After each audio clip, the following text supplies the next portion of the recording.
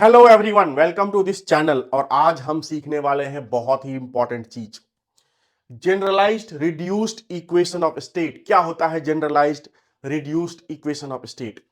और ये equation of state जब हम डिराइव कर लेते हैं तो इससे दो अलग अलग चीजें निकलती हैं। पहला चीज है कि एक थ्योरम निकल के आता है, वो है two parameter theorem of corresponding state. और दूसरी इंपॉर्टेंट चीज जो उससे निकल के आती है वो है जनरलाइज्ड कॉम्प्रेसिबिलिटी फैक्टर चार्ट। और इसके बाद जो थ्योरम निकल के आता है और कॉम्प्रेसिबिलिटी फैक्टर चार्ट जो निकल के आता है उसके कुछ लिमिटेशंस होते हैं। और उसी लिमिटेशंस के साथ उसी लिमिटेशंस को एड्रेस करने के लिए एक अलग कॉरस्पॉन्डिंग स्टेट पैरामीटर की डिस्कवरी होती है जिसका नाम है एक्सेंट्रिक फैक्टर। तो ये सब चीज हम आज के इसी वीडियो में सीखने वाले हैं। तो चलो स्टार्ट करते हैं।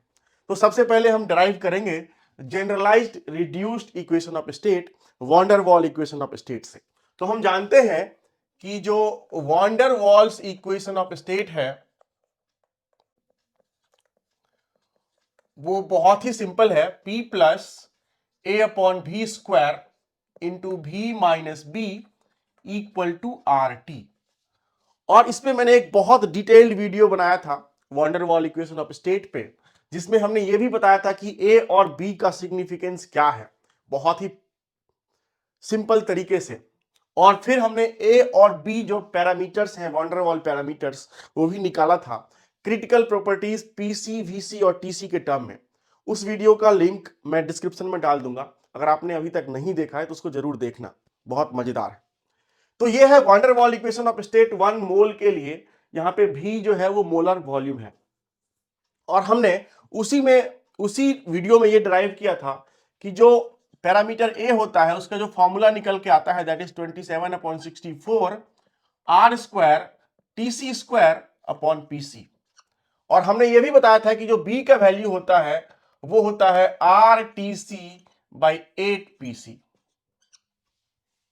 और हम जानते हैं कि जो रिड्यूस्ड प्रॉपर्टी होता है पी आर टी आर और वी आर, इस पे भी एक वीडियो मैंने बनाया है, उसका भी लिंक मैं डिस्क्रिप्शन में डाल दूंगा। अगर आपको रिड्यूस्ड प्रॉपर्टी के बारे में नहीं पता है तो आप उसको भी देख सकते हैं। तो ये हो गया ए और बी का वैल्यू। और रिड्यूस्ड प्रॉपर्टी पी आर जो होता है वो होता है पी बाई पी सी। तो यहां से हो जाएगा आपका P equal to P C into P R. Similarly जो टी आर होता है रिड्यूस्ड टेम्परेचर वो होता है टी बाई टी सी। तो यहां से जो निकल के आएगा टी वो हो जाएगा T R into T C. And similarly reduced volume होता है V बाई वी सी। तो हम चाहे तो लिख सकते हैं V equal to V R into V C, पर हम इसको यूज नहीं करेंगे। इसके बदले हम लाएंगे कॉम्प्रेसिबिलिटी फैक्टर इस इक्वेशन में। तो उसके लिए हम यूज करेंगे Z equal to P V by R T. और यहां से हम लिखेंगे V equal to Z R T by P. तो हम क्या क्या यूज करने वाले हैं? V के जगह पे हम ये यूज करने वाले हैं Z R T by P. A के जगह पे हम ये यूज करने वाले हैं और बी के जगह पे हम ये वाला फॉर्मूला यूज करने वाले हैं। और पी आर और टी आर के जगह पे ये दोनों यूज करने वाले हैं। तो इन सब को यूज करके ही हम निकालने वाले हैं generalised reduced equation of state. देखिए हम कैसे बहुत ही सिंपल वे में निकाल देते हैं 2-3 स्टेप में। इसको आप कह लीजिए इक्वेशन नंबर 1। और आप क्या कीजिए कि इस इक्वेशन 1 में ये सारे वैल्यू आप एक एक करके पुट करते जाइए। देखिए कितना बढ़िया सा इक्वेशन आएगा। अब अगर हम ये सारे वैल्यू डालें इक्वेशन 1 में तो इक्वेशन 1 हो जाएगा हमारा P के जगह पे क्या आ जाएगा PC into P R plus A के जगह पे क्या लिखना है हमको? ये लिखना है 27/64 R square TC square upon PC. और यहां पे क्या है ए बाई वी स्क्वायर, और भी की जगह पे हम क्या लिखेंगे Z square Z R T by P. तो वी स्क्वायर हो जाएगा Z square R square T square और ऊपर चला जाएगा पी स्क्वायर। तो ये हो गया आपका पहला टर्म, ये वाला। दूसरा टर्म क्या है आपका v माइनस बी। तो फिर से v को लिखेंगे Z R T by P और माइनस बी को लिखेंगे हम R T C by 8 P C. और फिर इस तरफ लिख देंगे r और टी के जगह पे हम लिख देंगे टीसी इंटू टी आर, ये वाला। तो बहुत ही सिंपल, हमने क्या किया, ये सारे जो वैल्यूज हैं जो हमने बॉक्स के अंदर बना रखे हैं, उन सब वैल्यूज को हमने डाल दिया इक्वेशन नंबर 1 में, और हमारा फिर ये इक्वेशन आ गया। अब आप इसमें अगर देखें तो कुछ टर्म जो है वो कैंसिल हो जाएगा, तो उसको हम पहले ही कैंसिल कर देते हैं। ये देखिए आर स्क्वायर और आर स्क्वायर हो जाएगा कैंसिल, बाकी अभी कुछ भी कैंसिल नहीं होगा। तो अब हम क्या करते हैं, इसको थोड़ा सा और ऑर्गेनाइज कर देते हैं, आर स्क्वायर को कैंसिल करके थोड़ा सा इसको ऑर्गेनाइज कर देते हैं। और उसके पहले हम क्या करते हैं, बहुत ही इंपॉर्टेंट चीज करते हैं, दोनों तरफ हम आर इंटू टी सी इस टर्म से डिवाइड कर देते हैं, आर इंटू टी सी। तो हम लिख रहे हैं dividing through out by R into T C. अगर आर टी सी से डिवाइड कर देंगे इस टर्म में तो क्या हो जाएगा, तो ये टर्म और ये टर्म जो है वो एक दूसरे का मल्टीप्लीकेशन है।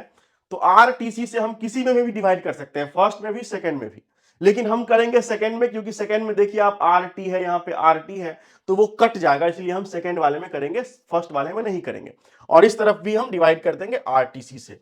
तो जब हम डिवाइड कर देंगे तो क्या बचेगा, P C into P R, ये एज इट इज रहेगा, प्लस 27/64, और ये जेड स्क्वायर को हम साथ में लिख देते हैं 64 के, जिससे कि ये मिस ना हो जाए। और यहां पे देखिए ये आर स्क्वायर तो कैंसिल हो गया है, लेकिन टीसी बाई टी दोनों को हम साथ लिख देंगे इस तरह से, टीसी बाई टी और इसका स्क्वायर है, तो हमने दोनों को साथ लिख दिया। और यहां पे है पी स्क्वायर बाई पीसी, तो कोई बात नहीं, पी स्क्वायर बाई पीसी हम लिख देते हैं। मुझे लगता है कि अभी कुछ छूटा नहीं, और ये हो गया पहला वाला टर्म ब्रैकेट के अंदर।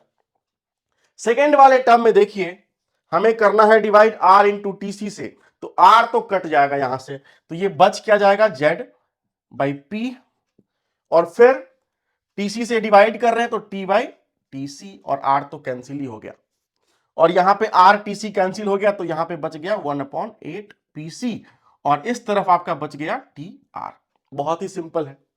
अब क्या कीजिए, आपको हटाना है पीसी, क्योंकि आपके रिड्यूस्ड इक्वेशन ऑफ स्टेट में जो generalised reduced equation of state हम डिराइव करेंगे, उसमें सिर्फ हमारा 3 टर्म होगा, जेड, पी आर और टी आर, और कुछ भी नहीं होगा, इसी तीनों का को रखना है, बाकी सबको हमको एलिमिनेट करना है इस इक्वेशन से, इसीलिए हमने इतना तामझाम किया है। तो हम क्या करेंगे अब, कि अब देखिए इस इक्वेशंस में सिर्फ हमको जेड, पी आर और टी आर चाहिए, इसका मतलब पीसी हटाना है, ये तो अपने आप हट जाएगा, हमको सिर्फ पीसी हटाना है। तो पीसी को हटाने के लिए हम क्या करेंगे, कि ये जो फर्स्ट टर्म है ब्रैकेट में, उसमें हम पीसी से डिवाइड कर देंगे, और सेकेंड टर्म जो स्मॉलर ब्रैकेट में है उसमें हम क्या करेंगे, कि पीसी से मल्टीप्लाई कर देंगे, तो कोई बदलाव नहीं आएगा, क्योंकि आप क्या कर रहे हैं, एक टर्म में पीसी से डिवाइड कर रहे हैं और दूसरे टर्म में आप पीसी से मल्टीप्लाई कर रहे हैं, तो हम यही कर रहे हैं। तो हम लिखते हैं डिवाइडिंग फर्स्ट टर्म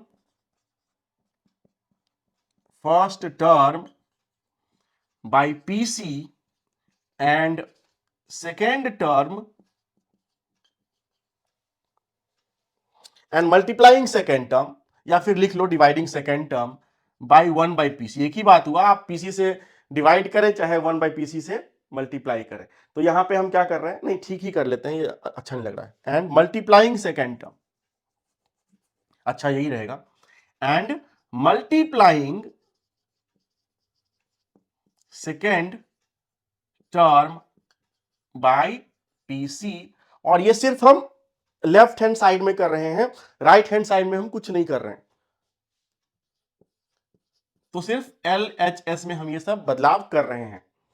तो अगर हम फर्स्ट टर्म को पीसी से डिवाइड कर देंगे तो क्या बचेगा, सिर्फ पी आर बचेगा, अगर यहां पे डिवाइड हो गया, और यहां पे वही रह जाएगा 27/64 जेड स्क्वायर।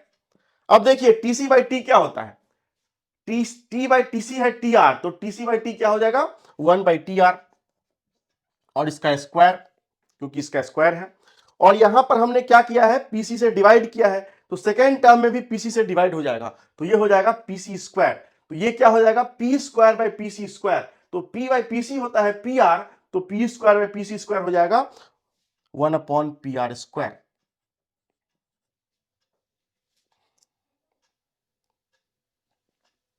सॉरी, ये हो जाएगा पी आर स्क्वायर, 1 अपॉन नहीं, ये हो जाएगा सिंपली पी आर स्क्वायर। तो ये हो गया आपका फर्स्ट टर्म जो बड़े ब्रैकेट के अंदर है, स्क्वायर ब्रैकेट के अंदर है। और सेकेंड टर्म में हम क्या कर रहे हैं, पीसी से मल्टीप्लाई कर रहे हैं। तो देखिए अगर आप पीसी से मल्टीप्लाई करेंगे तो यहां पे क्या हो जाएगा, पीसी बाई पी, जेड तो रह ही जाएगा, और ये पीसी बाई पी, और पीसी बाई पी क्या होगा, 1/पी आर, तो जेड बाई पी आर लिख देते हैं। और टी बाई टीसी तो बचेगा ही, तो टी बाई टीसी क्या होता है, टी आर। और यहां पे जब आप पीसी से मल्टीप्लाई करोगे सेकेंड टर्म में तो ये हो जाएगा 1/8, और इस तरफ रह जाएगा टी आर। तो आप अगर इस इक्वेशन में ध्यान से देखें, इस इक्वेशन में ये जो हमने फाइनल इक्वेशन ड्राइव करा है, इसमें सिर्फ 3 ही टर्म है, compressibility factor Z, P R और टी आर, बाकी कुछ भी नहीं है। तो यहां से क्या निकल के आया, यहां से हम ये कह सकते हैं कि कॉम्प्रेसिबिलिटी फैक्टर जो होता है वो सिर्फ रिड्यूस्ड प्रेशर और रिड्यूस्ड टेम्परेचर का फंक्शन होता है। और जब ये निकल के आता है van der Waal equation of state से, तो ये एक रिवॉल्यूशनरी रिजल्ट था जब ये ड्राइव किया गया। तो क्योंकि कॉम्प्रेसिबिलिटी फैक्टर जो है वो किसी गैस का डेविएशन बताता है आइडियल गैस के बिहेवियर से, और यह देखा जाता है कि हर गैस का जो कॉम्प्रेसिबिलिटी फैक्टर है वो सिर्फ रिड्यूस्ड प्रेशर और रिड्यूस्ड टेम्परेचर पे डिपेंड करता है। और यहीं से एक बहुत ही इंपॉर्टेंट थ्योरम निकल के आता है जिसका नाम है two parameter theorem of corresponding state. और जो दूसरा चीज निकल के आता है वो है जनरलाइज्ड कॉम्प्रेसिबिलिटी फैक्टर चार्ट। तो जो थ्योरम है two parameter theorem of corresponding state, जो ये वाला इक्वेशन वही है, वो ये कहता है कि ऑल द गैसेस, जितने भी गैसेस हैं, having same value of P are and P R, जितने भी गैसेस हैं उसके अगर रिड्यूस्ड टेम्परेचर और रिड्यूस्ड प्रेशर अगर बराबर हैं तो उन सभी गैसेस के कॉम्प्रेसिबिलिटी फैक्टर बराबर होंगे। इसका मतलब है कि अगर हमारे पास 10 अलग अलग गैसेस हैं, रियल गैसेस, और उन सभी गैसेस के अगर रिड्यूस्ड टेम्परेचर और रिड्यूस्ड प्रेशर बराबर है, भले ही उसके प्रेशर और टेम्परेचर कुछ भी हो, लेकिन अगर उसके रिड्यूस्ड टेम्परेचर और रिड्यूस्ड प्रेशर अगर सारे गैस के बराबर हो जाएं, तो इसका मतलब यह है कि वो सारे गैसेस, उनका जो कॉम्प्रेसिबिलिटी फैक्टर है वो बराबर होगा। और जब कॉम्प्रेसिबिलिटी फैक्टर उन सब गैस का बराबर होगा तो उन सब का डेविएशन आइडियल गैस बिहेवियर से सेम होगा। और ये कितना बड़ा रिजल्ट है समझिए, जो सिर्फ generalised reduced equation of state जो हमने डिराइव करा है, इसको कहते हैं generalised reduced equation of state, जो हमने डिराइव करा है, उससे ये बहुत बड़ी चीज निकल के आती है कि all the gases having same value of T R and P R will have same compressibility factor and they will deviate from ideal gas behavior to about same extent। तो इसी का नाम है two parameter theorem of corresponding state, क्योंकि यहां पे सिर्फ दो ही पैरामीटर है, पी आर और T R, corresponding state parameter, जिससे हम कॉम्प्रेसिबिलिटी फैक्टर निकाल सकते हैं। तो जब ये डिराइव किया गया था तो उस समय तक सिर्फ दो कॉरेस्पॉन्डिंग स्टेट पैरामीटर थे, इसका नाम है रिड्यूस्ड प्रेशर और रिड्यूस्ड टेम्परेचर, और इसी से निकल के आया था two parameter theorem of corresponding state, corresponding state. और ये बताता है two parameter theorem of corresponding state जो है वो क्या बताता है, बहुत ही इंपॉर्टेंट है, और ये आसानी से आपको सारे बुक में नहीं मिलने वाले हैं। एक स्मिथ वैनिस की बुक है, उसमें भी बहुत ही कॉम्प्लेक्स तरीके से बताया गया है, लेकिन वही बुक है उसमें बताया गया है, बाकी बुक में आपको नहीं मिलेंगे कि ये सब कैसे, इसका क्या मतलब है। तो ये है टू पैरामीटर थ्योरम, और ये बताता है कि all the gases having same TR and PR will have same compressibility factor Z। और अगर compressibility factor Z सेम हो गया, इसका मतलब यह हुआ कि all of them will deviate from ideal gas behavior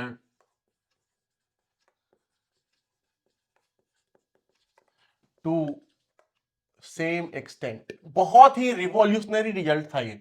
और क्यों रिवॉल्यूशनरी रिजल्ट था? क्योंकि कंप्रेसिबिलिटी फैक्टर अपने आप में एक पूरा थर्मोडायनामिक्स की दुनिया है।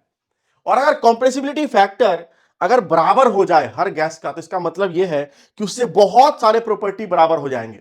उससे फ्यूगैसिटी बराबर हो जाएगा, इंथैल्पी बराबर हो जाएगा, इंटरनल एनर्जी बराबर हो जाएगा, बहुत सारे प्रॉपर्टीज सारे गैस के बराबर हो जाएंगे। कितना बड़ा रिजल्ट है! तो इसीलिए ये two parameter theorem of corresponding state इतना इंपॉर्टेंट है, क्योंकि ये सिर्फ दो ही पैरामीटर के बेसिस पे, रिड्यूस्ड प्रेशर और रिड्यूस्ड टेम्परेचर के बेसिस पे कंप्रेसिबिलिटी फैक्टर दे देता है। और कंप्रेसिबिलिटी फैक्टर अपने आप में जो फोर्स ऑफ अट्रैक्शन बताता है रियल गैस के बारे में, अपने आप में एक रिवॉल्यूशन है जिससे सारे प्रॉपर्टी आप निकाल सकते हैं। तो इसलिए ये थ्योरम बहुत ही इंपॉर्टेंट है, two parameter theorem of corresponding state. लेकिन इसके बाद हो गया एक खेल, और वो खेल ये हुआ कि जब ये टू पैरामीटर थ्योरम, लेकिन उस खेल के पहले हम बता देते हैं कि जनरलाइज्ड कंप्रेसिबिलिटी फैक्टर चार्ट इसी बेसिस पे आया था। वो कैसा था? और इसी बेसिस पे क्या आया था? Generalised compressibility factor chart.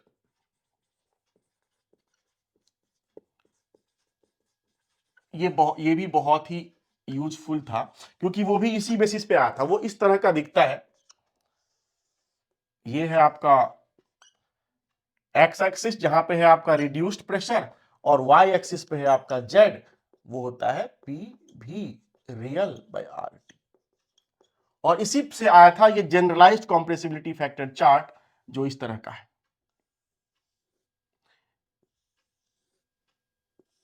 इसमें ये सब जो ग्राफ है, कर्व है, वो अलग अलग टीआर पे है। मान लीजिए ये टीआर इक्वल टू 1 पे है, ये रिड्यूस्ड प्रेशर, ये रिड्यूस्ड टेम्परेचर 1.5 पे, ये रिड्यूस्ड टेम्परेचर 2 पे, और ये टीआर इक्वल टू 2.5 पे। और ये हर गैस के लिए जनरलाइज्ड कंप्रेसिबिलिटी फैक्टर चार्ट एक ही होता है। जो नॉर्मल कंप्रेसिबिलिटी फैक्टर चार्ट होता है, जो मैंने आपको कंप्रेसिबिलिटी फैक्टर वाले वीडियो में बताया था, अगर आपने नहीं देखा है तो उसको भी देख सकते हैं। तो उसमें हमने बताया था कि जेड जो होता है कंप्रेसिबिलिटी फैक्टर चार्ट, उसको हम अगर प्रेशर के अगेंस्ट प्लॉट करें, नॉर्मल प्रेशर के अगेंस्ट, तो हर गैस का जेड अलग अलग होगा, हर गैस का ग्राफ अलग अलग होगा। लेकिन अगर आप जेड को as a function of P R और टी आर प्लॉट करें, तो this is same for all the gas. मतलब ये एक यूनिवर्सल आप कहें तो यूनिवर्सल कंप्रेसिबिलिटी फैक्टर चार्ट हो गया, यूनिवर्सल कंप्रेसिबिलिटी फैक्टर ग्राफ हो गया। इसीलिए इसका नाम है जनरलाइज्ड कंप्रेसिबिलिटी फैक्टर चार्ट। और ये भी इसी से आता है, two parameter theorem of corresponding state से, जो ये बताता है कि जेड सिर्फ पीआर और टीआर का फंक्शन होता है, बाकी किसी चीज का फंक्शन नहीं होता है। ये जो वैल्यू है जेड का, वो है 1 के बराबर। आइडियल गैस जब होता है लो प्रेशर पे और हाई टेम्परेचर पे तब। बाकी जो है रियल गैस के लिए जेड का वैल्यू हमेशा या तो 1 से कम होता है या फिर 1 से ज्यादा होता है। अब क्या हुआ कि ये जो टू पैरामीटर थ्योरम दिया गया, बहुत सारा हवा बना, बहुत मजा आया लोगों को, क्योंकि इससे दो चीज निकल के आ गया। एक तो two parameter theorem of corresponding state निकल के आ गया, और दूसरा जनरलाइज्ड कंप्रेसिबिलिटी फैक्टर चार्ट निकल के आ गया। और लोग काफी खुश थे, काफी फैसिनेटेड थे। लेकिन क्या हुआ कि 1955 में, 1955 में यूएस का एक केमिस्ट था जिसका नाम था के एस पिजर। के एस पिजर 1955 में ये था यूएस का। उसने क्या किया? उसने बहुत सारे एक्सपेरिमेंट्स किए अलग अलग गैसेस के, और उसने देखा कि जो हमारा टू पैरामीटर थ्योरम है या फिर जनरलाइज्ड कंप्रेसिबिलिटी फैक्टर चार्ट जो इस तरह से है, वो जो है वो परफेक्ट फिट बैठता है सिर्फ नोबल गैसेस पे, जिसमें आते हैं आर्गन, क्रिप्टन और जेनॉन। मतलब जो टू पैरामीटर थ्योरम के रिजल्ट्स हैं कि हर गैस जिसका पीआर और टीआर बराबर हो जाए, उसका कंप्रेसिबिलिटी फैक्टर बराबर हो जाए, तो पीजर ने पाया अपने एक्सपेरिमेंट के थ्रू कि ये जो हम कह रहे हैं टू पैरामीटर थ्योरम से और या फिर जनरलाइज्ड कंप्रेसिबिलिटी फैक्टर चार्ट से, ये एग्जैक्टली फिट बैठता है सिर्फ नोबल गैस पे, जिसमें आता है आर्गन, क्रिप्टन और जेनॉन। इन तीनों गैस को सिंपल फ्लूइड्स भी कहा गया। और पीजर ने कहा कि ये जो हम बहुत सारा हवा बना चुके हैं इसके अराउंड, ये 100% फिट बैठता है सिर्फ तीन फ्लूइड्स पे, तीन गैसेस पे, आर्गन, क्रिप्टन और जेनॉन। बाकी गैस पे जब हम ये लगाते हैं तो ये पूरी तरह से फिट नहीं बैठता है, थोड़ा बहुत एरर आता है। और उसने कहा कि इस एरर को एड्रेस करने के लिए हम एक नया पैरामीटर दे रहे हैं, कॉरेस्पॉन्डिंग स्टेट पैरामीटर, जिसका नाम है एक्सेंट्रिक फैक्टर। और उसने कहा कि पहले हमारे पास सिर्फ दो ही कॉरेस्पॉन्डिंग स्टेट पैरामीटर थे, पीआर और टीआर, रिड्यूस्ड प्रेशर और रिड्यूस्ड टेम्परेचर। अब मैं आपको तीसरा कॉरेस्पॉन्डिंग स्टेट पैरामीटर दे रहा हूं, जिसका नाम है एक्सेंट्रिक फैक्टर और जिसको डिनोट करते हैं ओमेगा से। और उसने फिर ओमेगा का इन्वेंशन किया, ओमेगा की डिस्कवरी करी और उसने एक्सेंट्रिक फैक्टर को डिफाइन किया।